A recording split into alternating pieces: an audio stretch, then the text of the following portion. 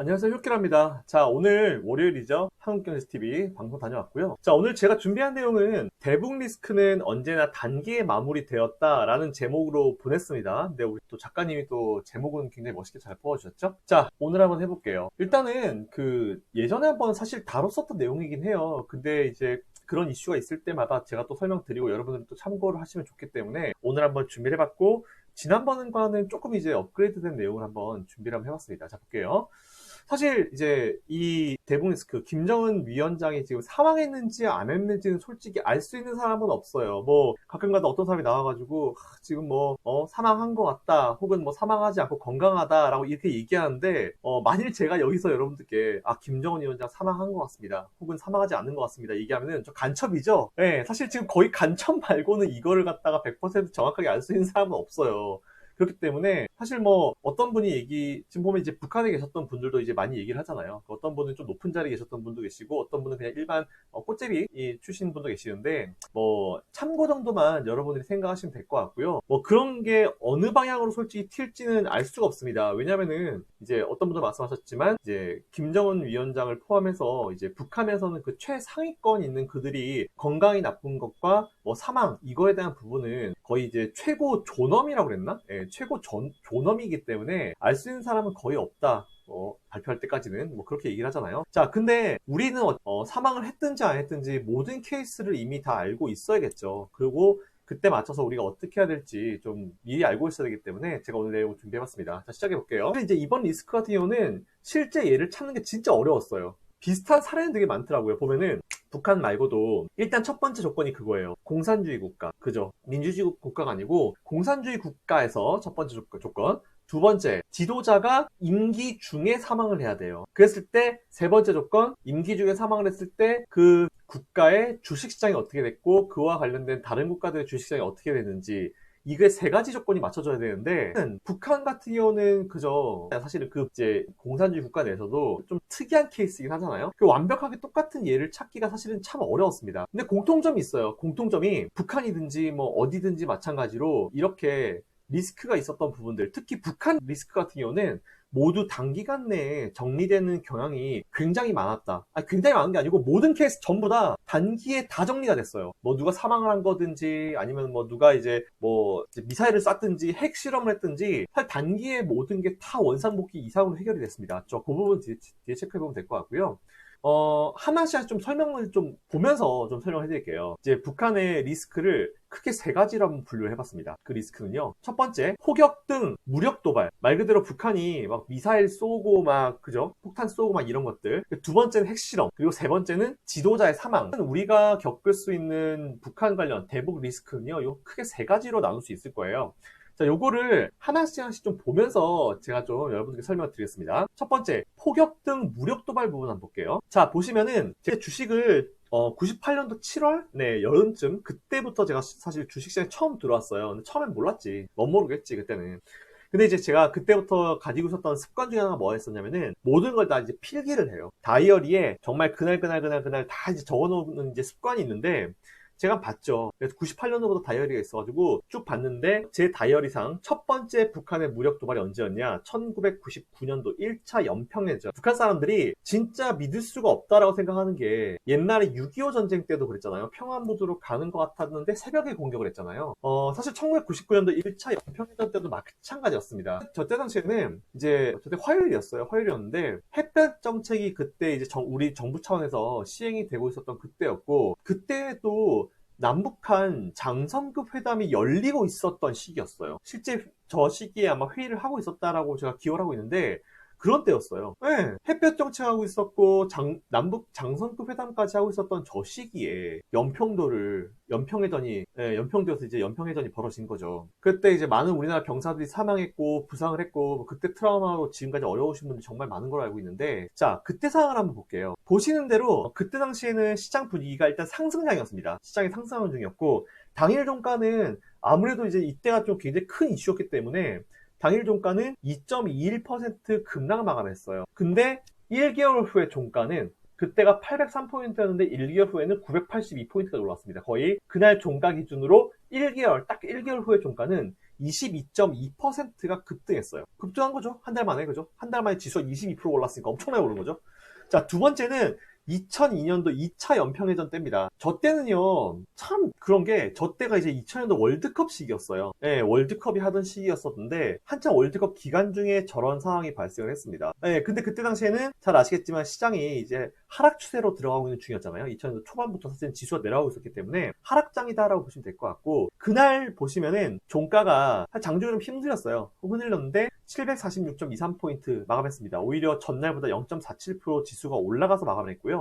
1개월 후에 종가를 보니까 700.68포인트, 약 1%가 밀렸죠. 네, 그 전날보다 1.01%가 밀렸죠. 그래서 이 기간 중에 총 지수는 6.1% 하락을 했습니다. 자, 그리고 세 번째가 2009년도에 대청해전. 이때는 상승장 중이었고, 요 두 시기, 그날 종가 기준 1개월, 딱 1개월 후에 종가가 4.45% 상승 마감. 그리고 2010년도 천안함 사건, 이때 상승장이었고 약 한 달 후에 3.21% 상승 마감했습니다. 그리고 2010년도 연평도를 직접 포격했죠. 사실은 처음에 연평해전이 발생했을 때는 이런 거 처음이니까 사실 그 전에 있긴 있었지만, 이때 이제 99년도 그때 이제 사실은 이제 증시 참여자들이 놀란 거죠. 그 전에 뭐 여러 가지 이슈가 있었기 때문에 놀란 가슴 원래 그러잖아요. 자라보고 놀란 가슴 서쪽 보고 놀란다 이런 얘기 있잖아요.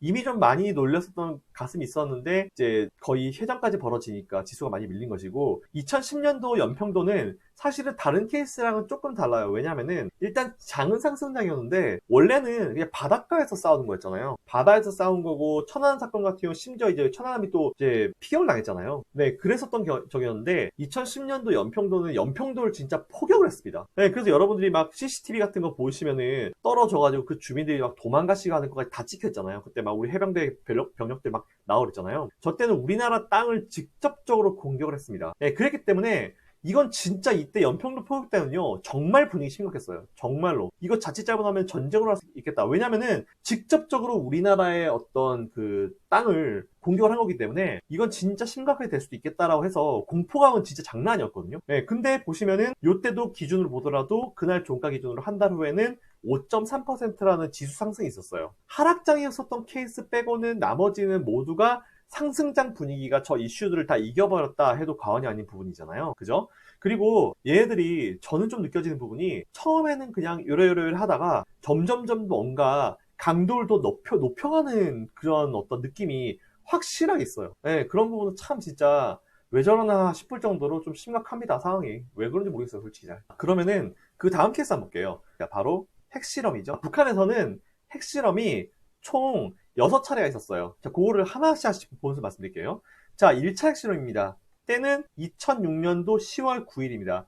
이때 당시에 보시면은 핵실험하고 나서 지수는 어쨌든 상승하는 분위기죠. 근데 핵실험하고 나서 그때 훅 밀리고, 네, 종가 기준도 누가 보더라도 많이 밀렸죠. 많이 밀려 가겠죠. 근데 그 이후에 다음 날부터 바로 반등을 시도하고, 그 딱 요 망가지기 전 시기까지 올라올 때 1, 2, 3, 4, 5, 딱 5거래를 걸렸어요. 일주일 만에 원자리를 회복했습니다. 그래도 크게 눌렸지만 상대적으로 좀 빠른 시기에 커버링이 됐죠.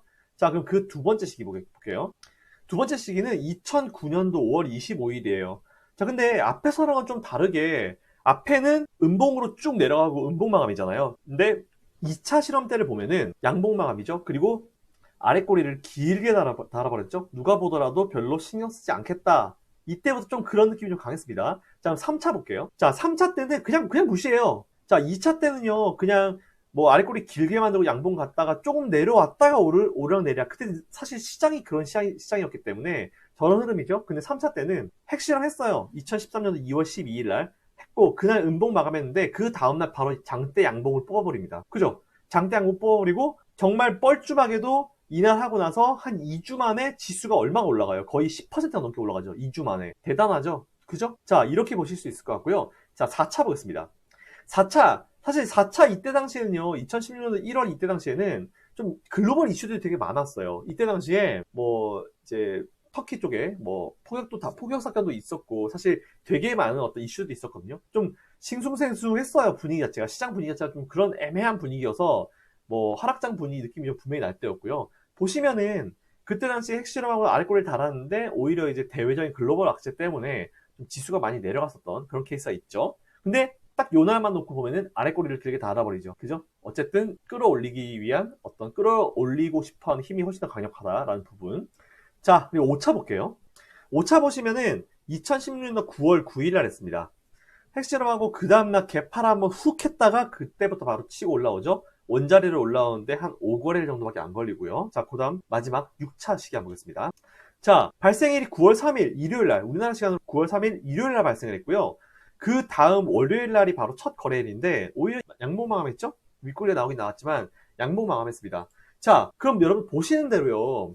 당시에 다른 불안 요소가 없었던 경우에는 3차 시기를 넘어가면서부터 거의 시장에 영향을 주지 않았습니다. 그리고 주말에 실험하는 경우에는 월요일날 개파락하고 나서 바로 반등을 하고요. 심지어 그날 양봉 전환을 해버린 케이스도 굉장히 많았어요. 그죠? 어떻게 보면은 미사일 도발보다 좀 더 이제 핵실험이 위험한 이제 이슈고 오히려 이제 바다 건너에 있는 미국한테도 좀 굉장히 좀 협박조의 어떤 실험이기 때문에 굉장히 큰 이슈인데 더 단기에 상황이 정리가 돼버린 걸 여러분들이 확인하실 수 있을 거예요. 재밌는 거는 처음에는 미사일만 쏘더니 우리는 씨가 처음에 미사일만 쏴도 이제 우리는 씨가 휘청휘청했는데 나중에는 별 효과 없으니까 핵실험 같은 거 크게 하면서 더 크게 도발을 했는데 그 역시 시간이 지나면서 조금 무덤덤해지는 결과를 가져왔다라는 부분을 과거 사례를 통해서 여러분들이 좀 보실 수 있을 겁니다. 그리고 사실 최근에는 미사일 한 방 쐈다고 지수가 흔들리는 경우는 없죠. 미사일 한 방 쏘면 그냥 뭐 빅텍 같은 종목들, 전쟁 관련주들이 좀 올라가고 경협주가 좀 밀릴 뿐이지 지수 자체가 흔들리는 케이스는 미사일 가지고는 사실 지금 거의 없는 상황이에요. 자, 그러면은 지금까지는 여러분들 우리가 이 핵실험 케이스만 가지고 봤는데 그러면 이제 김정일이 사망했을 때 이때 케이스를 한번 봐야 될 거 아니에요. 자, 한번 보겠습니다. 주말이었어요. 토요일날 김정일 위원장의 사망 소식이 있었습니다. 오전 8시 30분이었고요. 그때 당시에 토요일이었는데 딱 사망 기사 나오고 나서 17일날 나오고 나서 그 다음에 장이 열린 첫 번째 거래일이 2011년 12월 19일이었어요. 네, 요때 차트를 보시면서 여러분들 설명드릴게요. 자, 보시면은 딱 시작하자마자 급락했고 마감도 3.34%로 급락 마감했습니다. 근데 제가 이때 당시에 기억이 나는 게 제가 당시에 모 증권TV 이제 출연 날이었어요. 출연하려고 제가 대기하고 있었는데 대기하면서 이제 앞에 출연하시는 분들의 내용을 들어요. 2011년도에. 그때 어떤 증권사, 모 증권사의 모 애널리스트 이름도 다 알고 어느 증권사인지도 알고 있는데 굳이 말 안 할게요. 애널리스트인데 그때 부장님이셨던 걸로 기억해요. 좀 이제 높은 직급의 애널리스트였던 것 같은데 그때 뭐라고 했냐면은 이 이슈는 못해도 6개월 간다. 김정일 사망한 거는 못해도 6개월 장기 간다. 그랬거든요.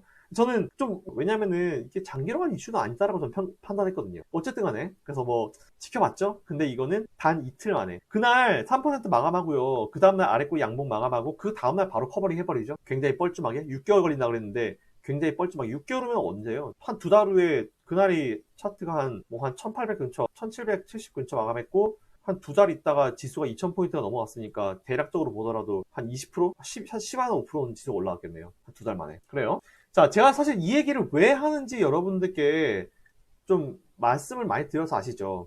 여러분들 증권사에 대해서 제가 반기를 드는 건 아니에요. 근데 우리나라 사람들은 증권사와 은행 제도를 너무 믿는 경향이 있어요. 그러니까 제가 그랬잖아요. 증권사에서 여러분들한테 좋다 하는 상품을 모두 다 바로 사지는 마십시오. 지금 보면은 최근에 많이 팔았던 증권사에서 많이 팔았던 상품 뭐 있어요? 유가 관련 레버리지 상품, 그죠? 그리고 지수, 인버스, 더블X 이런 거 많이 팔았잖아요. 근데 둘 다 지금 엉망진창이죠, 그죠? 엉망진창이죠. 그러니까 우리가 공부를 많이 해야 돼요. 그러니까 저 같은 사람이 한 명씩 나와가지고 너무 증권사 걸 믿지 마시고 우리 스스로 공부해야 됩니다. 공부해야 됩니다. 제가 말하고 싶은 주제는 그거예요. 근데 너무 우리나라 사람들은 은행과 이 증권사를 너무 믿는 경향이 있어가지고 항상 제가 좀 이제 그런 말씀 많이 드리는데 정말 잘하시는 분들도 진짜 많아요. 그런 분도 계시는데 진짜 뭣도 모르는 사람들이 사실 대부분이에요. 솔직히. 예. 한 70%? 한 60, 70% 적어도 좀 그것도 좀 이제 그냥 여유롭게 보고 제 마음속에 더 높은 퍼센티지를 매기고 싶지만 뭐 매너 있게 이 정도만. 그러니까 여러분들이 너무 증권사 출신 누가 뭐라고 했다더라. 증권사 출신 누가 뭐라고 했다더라 이랬을 때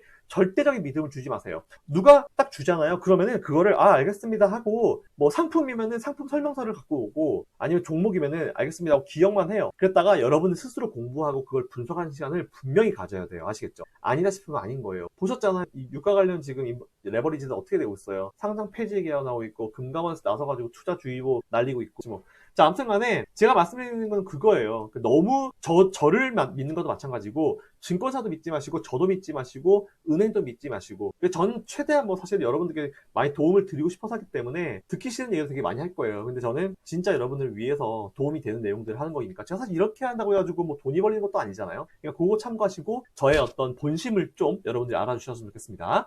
자, 그래요. 뭐 단 이틀 만에 원자리 이상을 커버링 했습니다. 근데 이때랑 사실은 지금이랑은 좀 다른 부분이 많아요. 그때는 이제 아들 김정은으로의 권력 승계 작업을 2000년도 후반, 2008년인가 2009년 그때부터 시작을 했거든요. 그러니까 적어도 한 2, 3년 정도는 이제 권력 승계 작업을 진행을 했어요. 국내외적으로. 물론 근데 그렇게 했는데도 말이 되게 많았죠. 김정은 되자마자 뭐 자기 뭐 가족 중에 누구를 갖다가 뭐 바주카포로 이제 뭐 사용을 했냐느니 어쨌냐니 그러면서 막 처음에 막 자기 뭐 전체 회의할 때 누가 한 명 졸았는데 그 사람도 그냥 사용해버리고 뭐 탄광 보내버리고 막 뭐 정신교육 뭐 이렇게 보내버리고 막 그렇다고 하잖아요. 그래서 처음에도 사실 말이 되게 많았어요. 김정은이 잡고 나서 좀 공포 정치를 펼쳤죠, 사실은. 자, 근데 어쨌든 이제 그 아버지인 김정일 케이스를 제가 좀 봤는데, 김정일 같은 경우는 1970년부터 김일성의 후계자로 지목이 됐고요. 그리고 1980년도 공식 후계자가 되기까지 한 10년 정도의 어떤 작업 기간이 필요했습니다. 그러니까 사실 상대적으로 김정은은 좀 짧아가지고 권력 초기에 숙청 작업이 많았고, 김정일도 있긴 있었겠지만 권력을 좀 치고받고 하는 그런 어떤 과정은 있었나 보더라고요. 최근에 그 김평일 씨라고, 그러니까 김일성의 아들이죠. 김일성의 아들인데 이제 어쨌든 뭐 이복 동생, 그 김정일의 이복 동생인데, 김평일 씨랑 김정일 이제 위원장이 둘이서 좀 권력 가지고 좀 이제 치고받고를 많이 했나 보더라고요. 그래서 근데 결국 김정일 위원장이 잡고 나서 김평일 씨가 이제 해외로 거의 뭐 몇십 년 동안 떠돌다가 이제 작년 연말에 들어왔다라는 어떤 기사를 본 적이 있어요.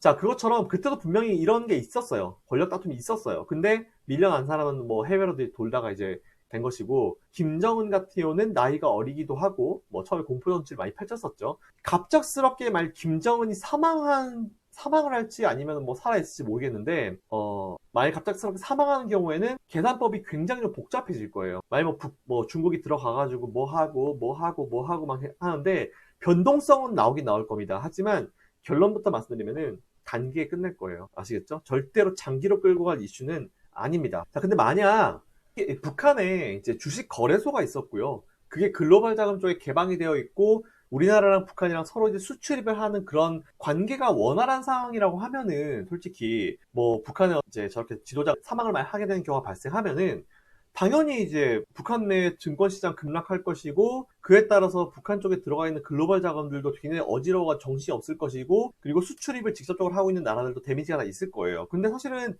북한의 주식 거래소는 있습니다. 주식이라는 시스템이 있고 제도가 있는데 오픈되어 있지 않죠? 그래서 사실 우리나라가 뭐 북한이랑 뭐 무슨 무역을 하는 것도 아니고, 그리고 글로벌 자금이 들어가 있는 것도 아니고, 우리나라랑 뭐 주식 경제적으로 엮여 있는 것도 없고, 그래서 사실은 지금 우리나라가 이제 경제적으로 북한과 엮여 있는 거는 개성공단? 근데 그것도 지금 사실 멈춰 있는 상황이잖아요. 그러니까 경제적으로 꼬여 있는 부분이 북한이랑은 하나도 없어요.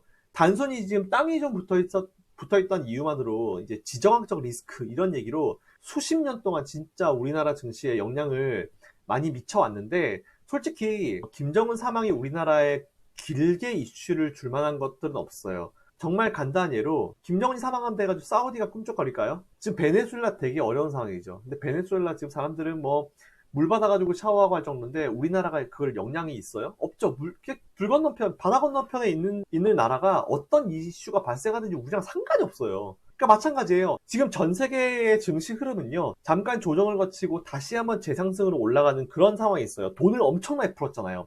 랠리 나온다니까요. 지금 미국 주식 하시는 분들 제가 분명히 말씀드렸죠. 랠리 나온다니까요. 미국 주식 이번에 망가지기 이전 자리까지 일단 올려놓을 겁니다. 아시겠죠? 자, 이렇게 시장이 쭉 올라가는 상황이면, 원래 우리가 이제 그 계곡에 놀러 가보면은 위에서부터 물이 쫙 내려오잖아요. 물이 막 세게 흘러요. 그래서 중간에 돌이 하나가 툭 튀어 올라있다 볼게요. 그러면은 어떻게 돼요? 물이 잠깐 그 돌을 기준으로 잠깐 갈라졌다가 다시 만나죠. 그거랑 마찬가지예요. 전 세계 시장의 어떤 흐름은 지금 흐르는 강줄기처럼 쫙 내려가는 흐름이 만들어지고 있는데 잠깐 중간에 악재, 중간에 돌뿌리가 하나 있다 해가지고 물이 못 가는 건 아니에요. 잠깐 다른 길을 갔다가 다시 만나게 돼 있죠. 그 얘기 무슨 얘기냐? 김정은 위원장이 만약 사망을 했을 때 잠깐 우리나라가 조정이 있겠지만 다시 전 글로벌 증시의 상승 쪽, 지금 엄청난 유동성으로 인한 상승장, 요거의 메인스트림에 다시 합류할 가능성이 굉장히 큽니다. 큰 게 아니고 그냥 합류할 거예요. 가능성이 아니고 그냥 합류할 겁니다. 그러니까 여러분들 너무 크게 걱정하실 필요 없을 것 같고요. 일단 뭐 김정일 전 위원장이 이제 사망 이후에도 단 이틀 만에 주식시장이 커버링 됐고요. 그리고 미사일이나 핵실험 관련 이슈들도 한 달 후에 보면은 다 지수가 올라왔습니다. 하락장의 경우 빼고요. 자, 그렇기 때문에 여러분들이 주식을 투자할 때 너무 걱정하실 필요 없고 그냥 편안하게 지금처럼 딱 중심 잡으시고 하시면 될 것 같아요. 그리고 만일 김정은이 사망했다